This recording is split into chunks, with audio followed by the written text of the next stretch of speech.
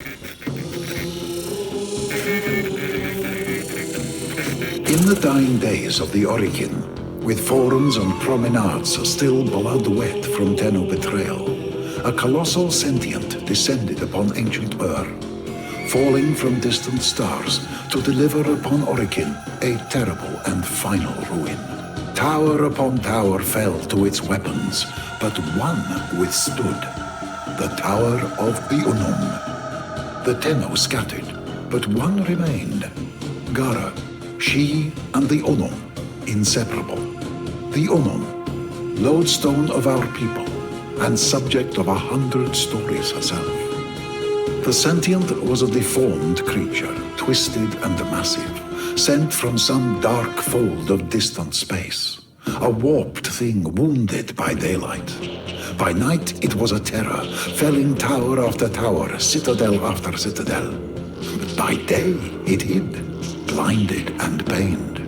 It was during the day that GARA roamed, yearning to strike it from creation while it cowered, weakened and blind, to safeguard her beloved Unum. But never could GARA find it.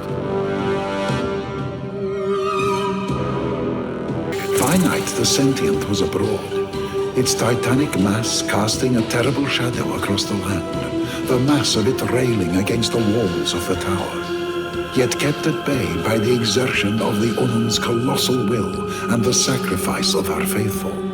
But such exertions could not be maintained forever.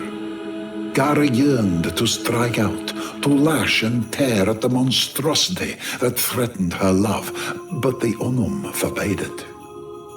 At night the sentient was at the height of its power, and GARA's light would make her the most tempting of targets to a creature of such profound darkness. GARA's death would be certain. No, a different strategy was required.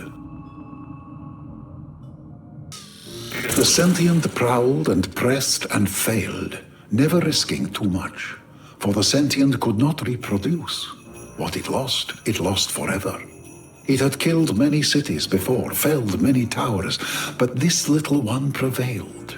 Why, it pondered in many voices, was that?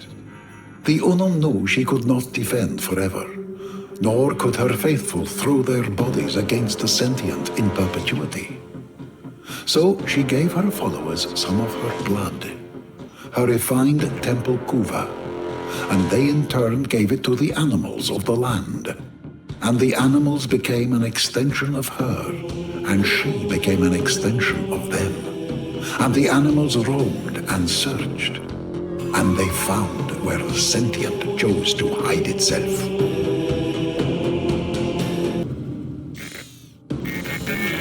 The sentient sensed this subterfuge, and capturing one of the Unum's animals, opened it up for examination. And what little of the Unum that was present there lit the sentient's mind like the dark star from which it had fallen. The sentient, you see, could not procreate, but in the temple kuva, it tasted healing, completeness, a future. It devoured each and every last Unum animal, but it was not enough. The sentient turned its hundreds of eyes toward the tower with new understanding. It would not destroy the tower.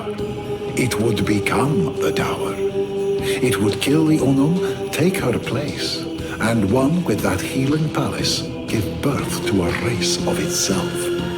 GARA and Unum knew where the sentient was. The sentient knew the tower was the future of its race. The sentient threw itself at the tower, no longer cautious, taking great losses and knowing the prize was worthy of it. Should it succeed, all losses would be replaced 1,000-fold.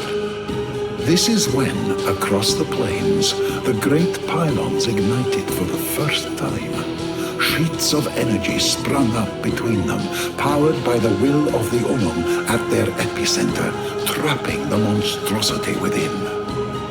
Loyal GARA, unwilling to heed inaction any longer, broke from the side of the Unum and flew out at night, her eyes on the sentient mind.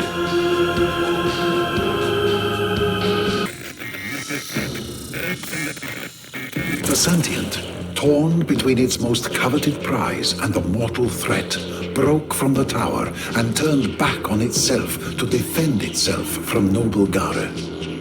But GARA's eyes were not for the sentient, but for the glittering man-sized device resting just beyond the gates. It had not been there before, but it was there now.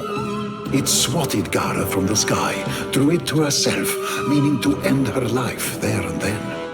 The battle was terrible. GARA sustained injuries she would not survive.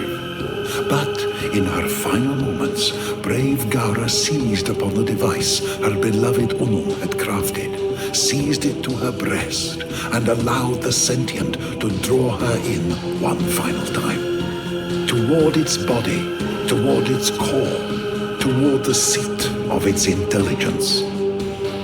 From within, the sentient unfurled myriad feelers, probes, tendrils, viciously toothed and made for killing. They swept toward GARA violently, and the glass warrior made no defense. Her defense was her final attack. The device detonated, and the Unum cried out as night lit as day. The battle, the terror, was ended. The tower wall shook. The sentient's body shuddered, racked by a cacophonous energy. Forests fell as piece after piece, giant body after giant body, crashed to the plains and marshes and flatlands. Animals fled in spreading waves from pounding sky-high walls of dust, angered and whipped to fury by the death of a god. The last of GARA's energy arced from body to body, machine to machine, piece to piece, a horizon-wide applause of light, beautiful and terrible. And then, silence. All was still. The Unum's adherents wandered through the haze, calling for one another, lost in a miasma. Husbands seizing onto wives, children onto parents. It was over. GARA was never seen again. The sentients then became as they are now, senseless, wandering, yearning for a unity they sense more than remember.